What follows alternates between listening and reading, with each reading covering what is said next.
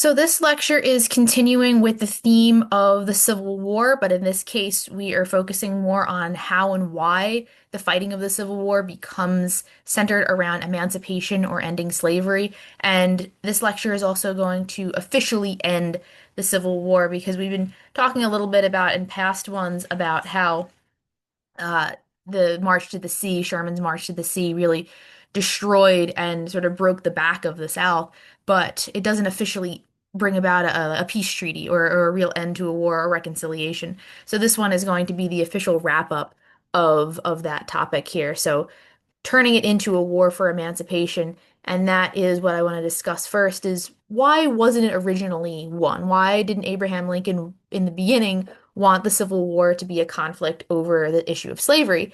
If you recall, plenty of Northerners wanted it to be that. They hoped that striking a blow against the South would be a chance to strike a blow against slavery.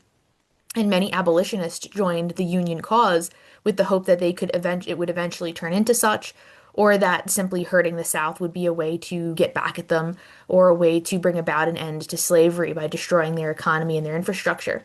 But Lincoln was very determined to keep slavery out of the conflict.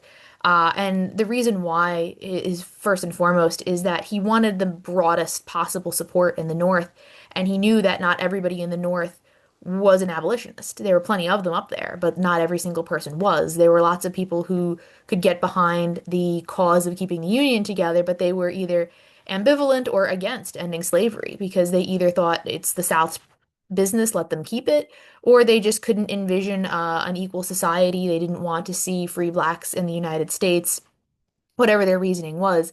He felt that the most people could get under the big tent, the big umbrella of keeping the Union together. He wanted to have a simple, direct message that would get as many people, as many followers, as many supporters as possible behind this war.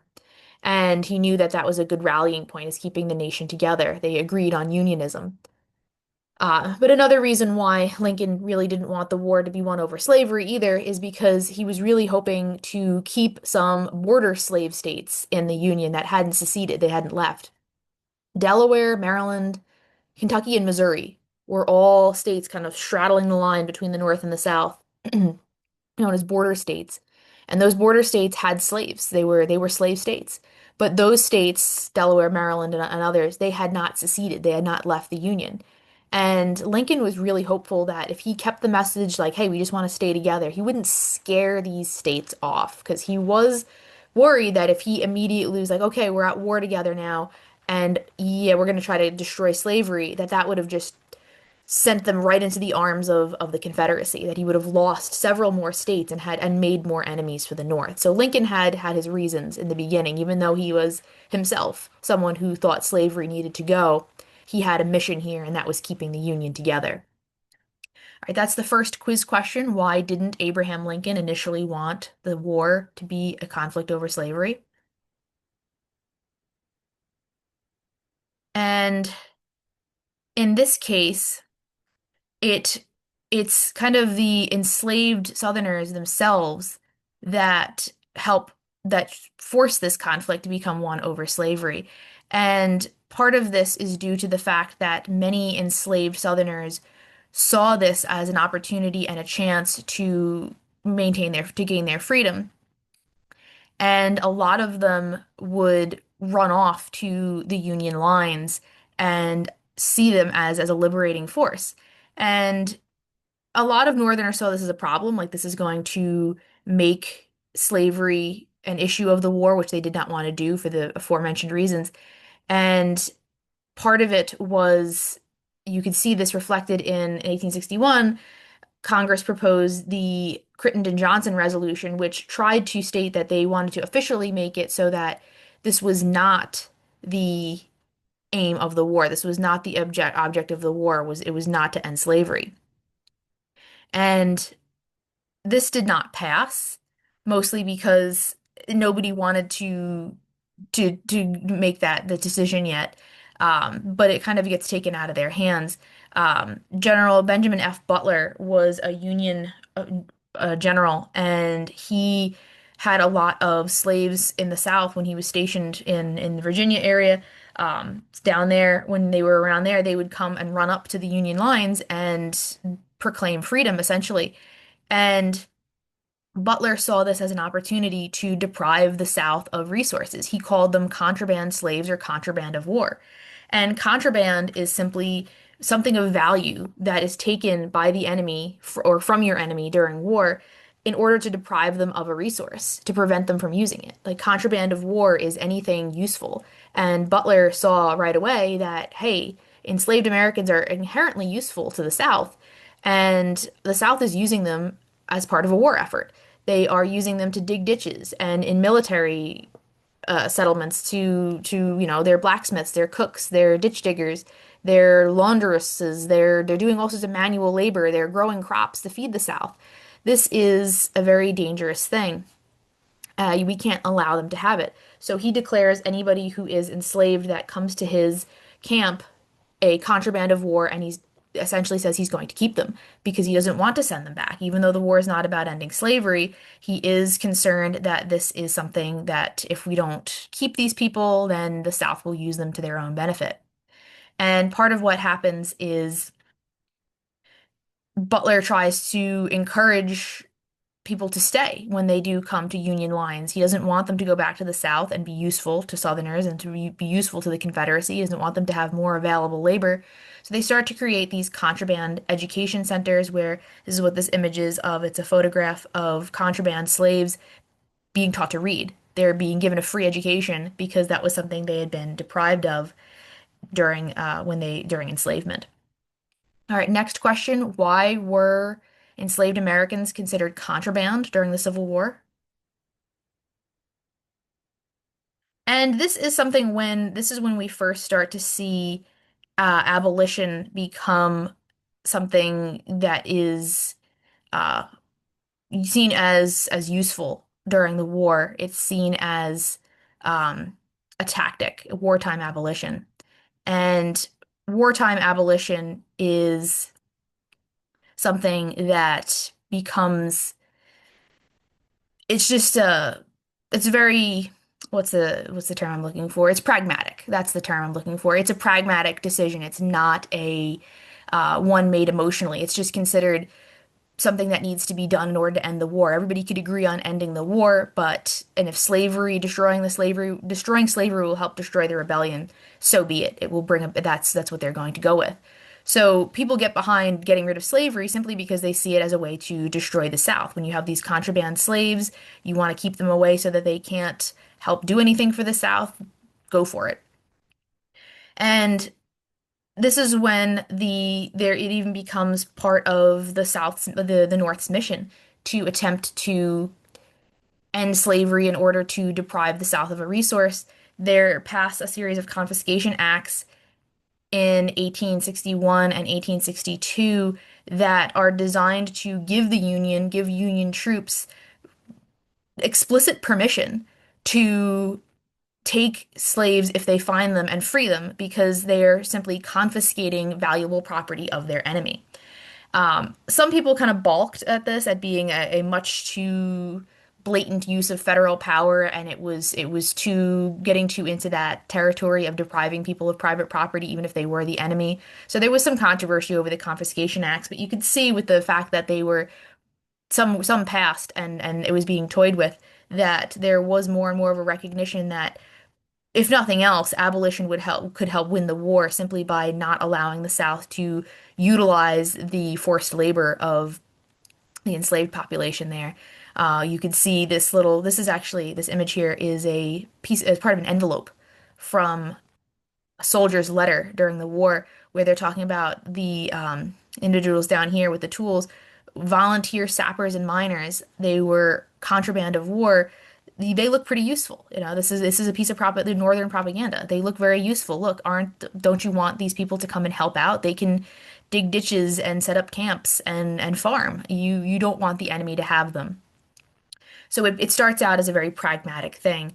The more acceptance of abolition begins this way as exactly that, just a pragmatic approach to destroying the enemy. Doesn't matter what your feelings are about it. We're not talking about um, getting involved in anything moral. We're just talking about resources. Okay. So, next question for this one. What was wartime abolition and some of the early sentiments of ending slavery during the war? And this is something that Abraham Lincoln himself recognizes very early on too, that yes, okay, I didn't want to initially make this conflict over slavery. I really did not want anybody to leave over it. I didn't want to become controversial. I simply want to keep the Union together. But he realizes, okay, if I want to keep the Union together, a good way to do that, a good way to break the back of the South is to destroy slavery. And Lincoln does exactly that with his preliminary Emancipation Proclamation, which he gives in late 1862. Lincoln had been kind of looking for a way to do this because he's starting to realize early on that this is a good military tactic. So he waits until Antietam, which was a very bloody conflict. We talked about that previously, but also because it was Confederate retreat. So Lincoln is hoping that he can put this out there in a moment of power for the Union, where it will be something that doesn't look like a desperate last-ditch attempt on the part of the North. He wants to be operating from a position of power. So he waits until the Confederates are kind of on the run, and it seems like the North is finally doing a little bit better than they had been. And in September 1862, Lincoln's preliminary Emancipation Proclamation decrees that he's going to abolish slavery and he's going to turn this into a war about slavery unless the South agrees to end the conflict by the end of that year, by the end of 1862. He's basically giving the South an ultimatum where he says, look, if you come back now, we'll discuss it. We'll work something out. Maybe it will be more favorable to you. We could talk about a gradual abolition of slavery or something that will re reimburse you for the lost money and pay you back uh, for all of your slave property, something that will be favorable to the South. But if you don't come back now, that's it. Slavery is just over and done with. I'm making it illegal right now. And that's essentially what this cartoon is illustrating, is that Lincoln sees this as one last warning, and if you don't obey now and come back into the Union, I'm going to cut the tree out from under you. I'm going to destroy slavery, and there will be no negotiation. It's just going to be over and done with right away. And that's why it's called the Preliminary Emancipation Proclamation, because it's a proclamation that sort of teases emancipation or the end of slavery, where he's finally realized that you can't deal in small amounts in a war like this. It's gotten so big, it's taken so long that if you want to end it and be successful, you're going to have to embrace that this concept of abolition and emancipation. And Lincoln does that. He realizes that this is a chance to end slavery, but also just sound military tactics because it's something that, as I've been reiterating endlessly here, that it's going to be a blow to the South, and that's exactly what they need because the war is taking quite some time. All right, next question. What is the preliminary Emancipation Proclamation? What was the goal? And true to his word, on January 1st, 1863, the South has not listened. They have not obeyed and they have not come back to the Union or even come to the negotiating table. So Lincoln, as I mentioned, man of his word, he signs the Emancipation Proclamation, which declares slavery null and void in the rebelling states. It's a outright punishment to them for not listening, for not coming back and continuing the conflict. It exempts areas under Union control and in the border states because Lincoln does not want to punish them. He's still hoping that maybe some kind of gradual scenario can be worked out, and he really does want emancipation to be very much directed at the rebelling states as a way to show them that he means business, but also as a way to again try to just end a system that they're using to make war with. The Emancipation Proclamation is kind of is a strange document too, because while it declares slavery null and void and no longer in existence in the rebelling states, a lot of people see it as really it didn't free anybody because those states aren't listening to Lincoln. They don't consider themselves part of the United States. They don't consider Lincoln their president. This is like, I don't know, Canada making a law for the United States. They're just not going to listen. So it's considered kind of a document without teeth, for a lot of Southerners and for a lot of historians look back at it as such. But the message was quite clear. That's why it's such an important document. This is Lincoln fully 100% embracing emancipation as a goal of this conflict and the first real gesture of officially ending slavery in the continental United States. Whether or not there are some states listening to it or not, or if it's directed at an area considering itself its own country, it's still the first move in that direction, where Lincoln makes it the law of his land. He doesn't really recognize the Confederacy as legitimate. He sees it as simply rebelling states of the Union that need to come back. And this is something to jumpstart that process. And of course, even though this is kind of just blown off by a lot of Southerners, they're like, Lincoln's not our president. We're not even part of the U.S. anymore. Enslaved Americans in the South hear of this and they consider it a moment of absolute freedom when they consider themselves officially being emancipated. And a lot of it really does upset the social order in the South, this Emancipation Proclamation.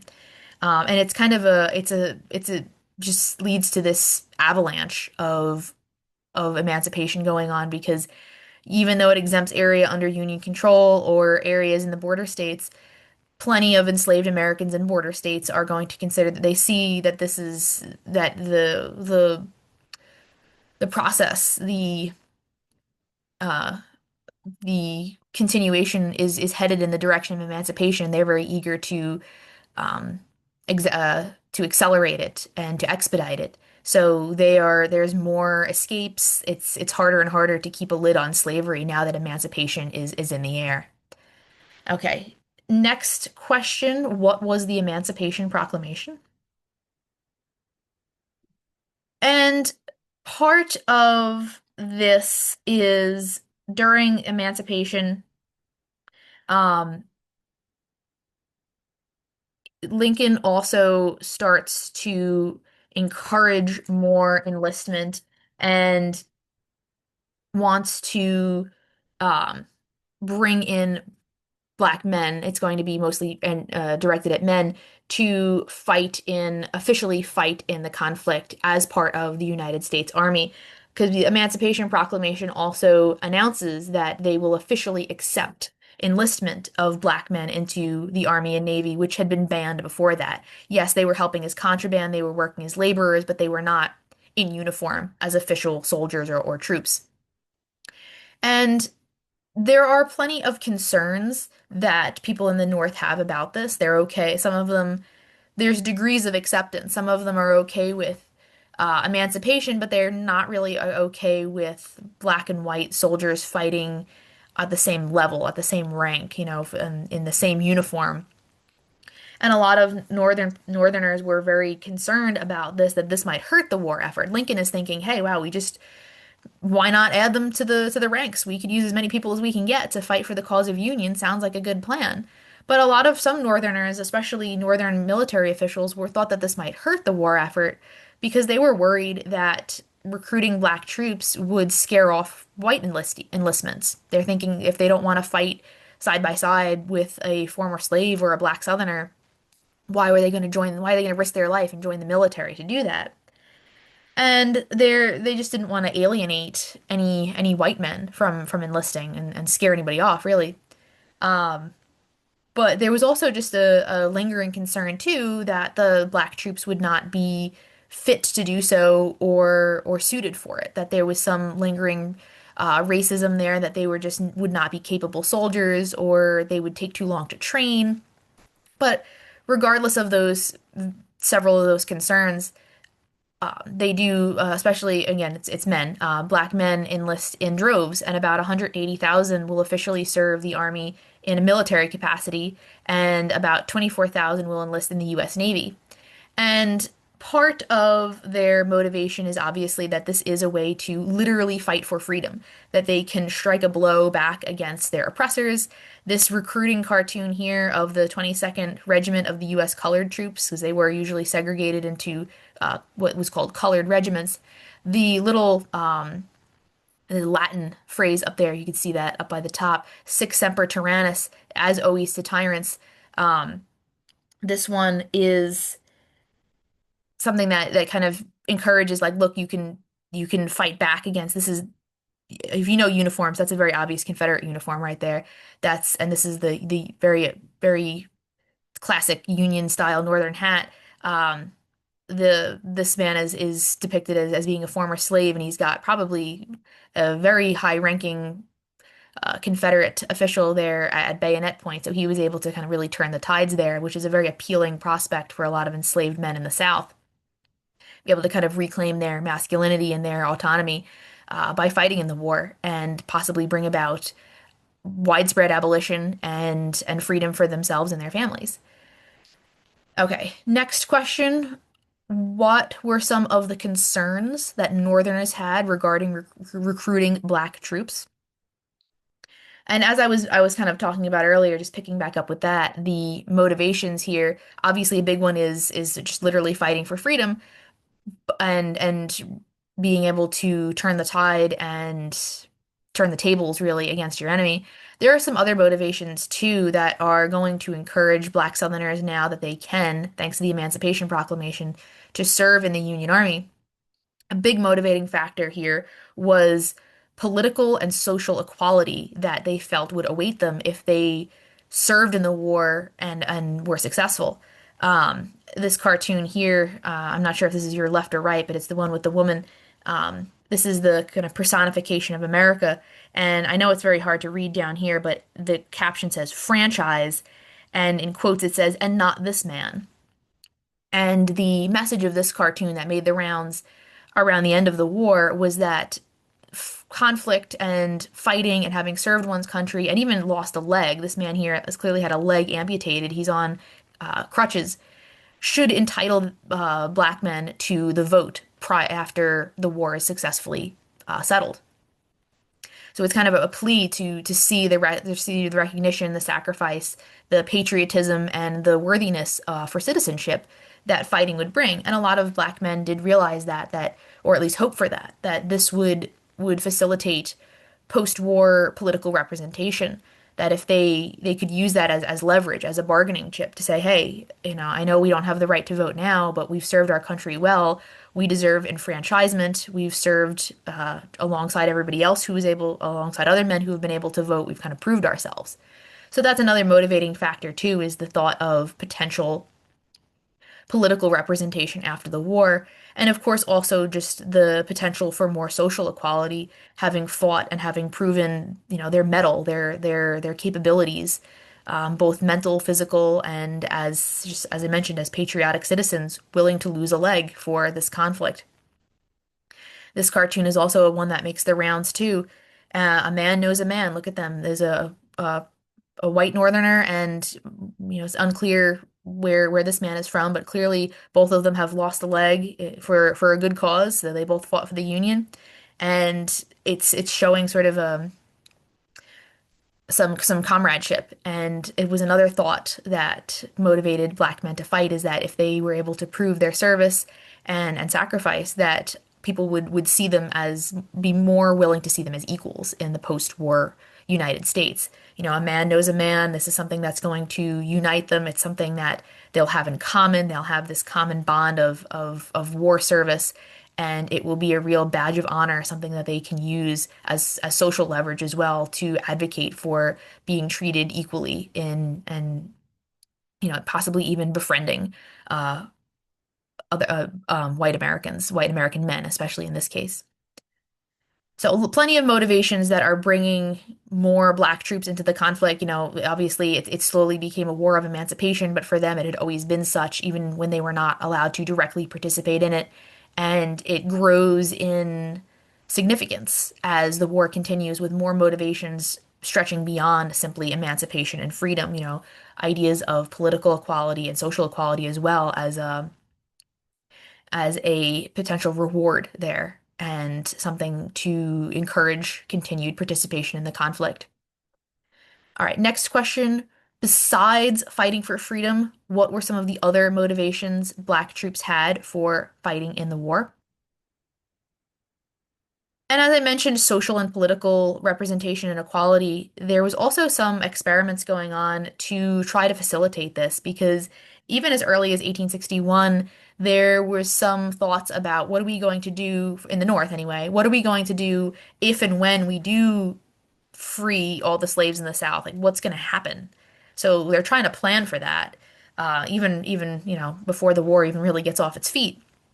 And one of the first experiments to play with this idea and try to figure out a solution is something known as the Sea Islands experiment that occurs in early 1860s in the on the Sea Islands of South Carolina. This is sort of, you can picture South Carolina.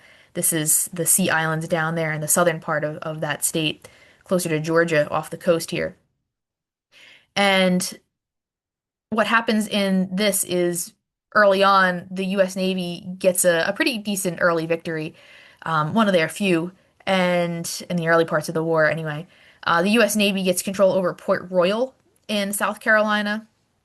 Port Royal is a place where they decide that they're going to do some early experiments regarding land ownership for freed people, and they take Port Royal and they which is right here. It's kind of it's a pretty big one right here, Port Royal Island.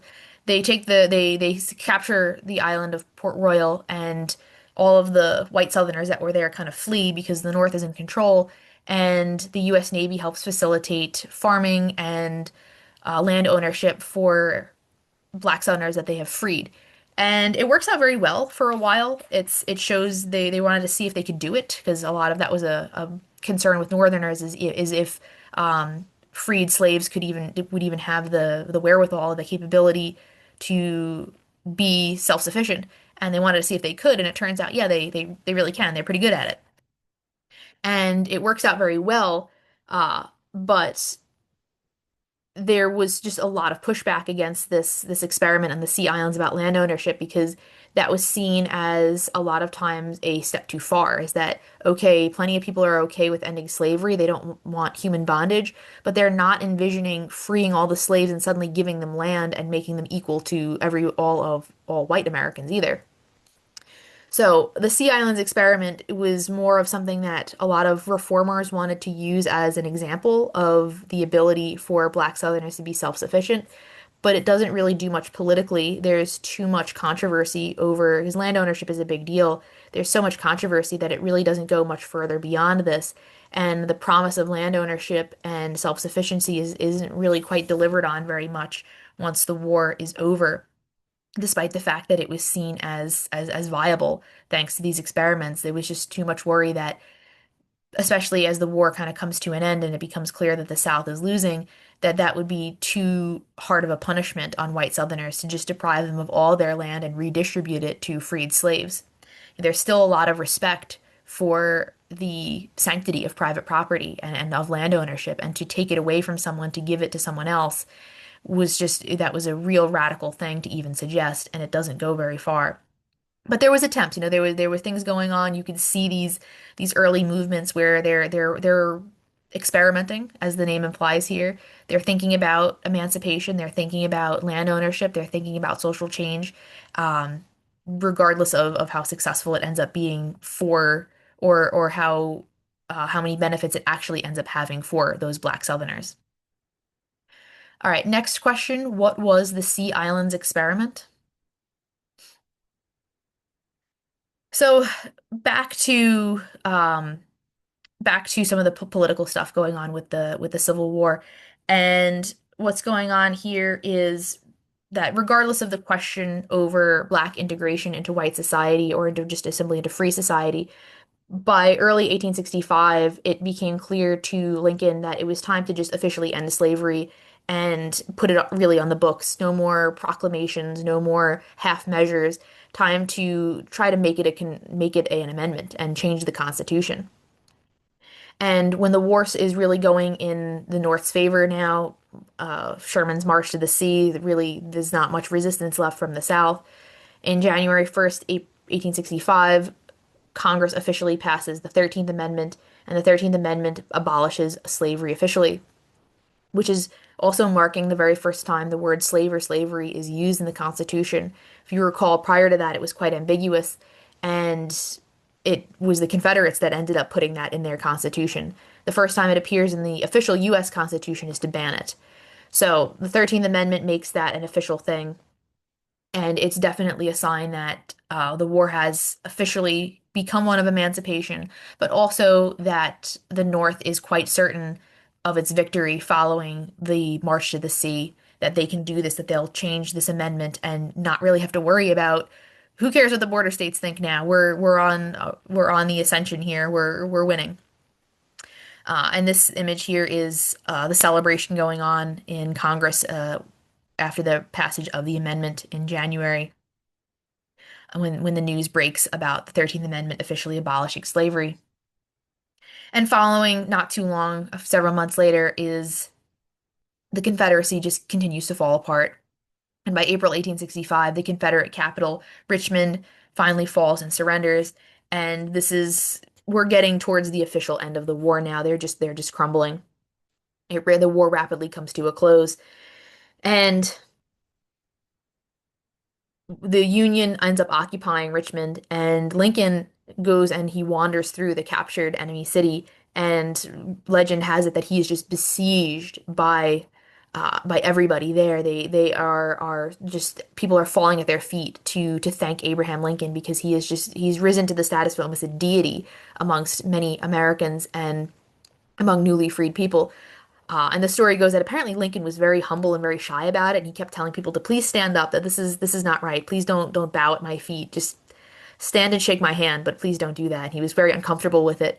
And apparently so were kind of some of his bodyguards. They were thinking, oh, this is not good. There's too many people crowded around the president. Mr. President, please go somewhere safer. And then wandering the streets of a recently captured enemy city. So the war is, most people saw by the March to the Sea, the war wasn't going to be lasting much longer. The North is very clearly feeling very powerful and very victorious when they pass the 13th Amendment. When the Confederate capital falls, the writing is on the wall that the war is basically is over. There's no coming back for the South now. Next question, what did the 13th Amendment do? But as always, a war isn't, it's not over till it's over. It's not over till there's a treaty signed or some type of document that officially ends it, some capitulation, something going on here. And the official signing of the official end, the official end. I keep saying about, this is the beginning of the end. Well, this is the end. This is the end of the Civil War, is on April 9th, 1865, post March to the Sea, post fall of Richmond. Uh, Robert E. Lee officially surrenders at Appomattox Courthouse in Virginia. He signs an official term of surrender where it's over. The Civil War is over. It's done. The Union's back together.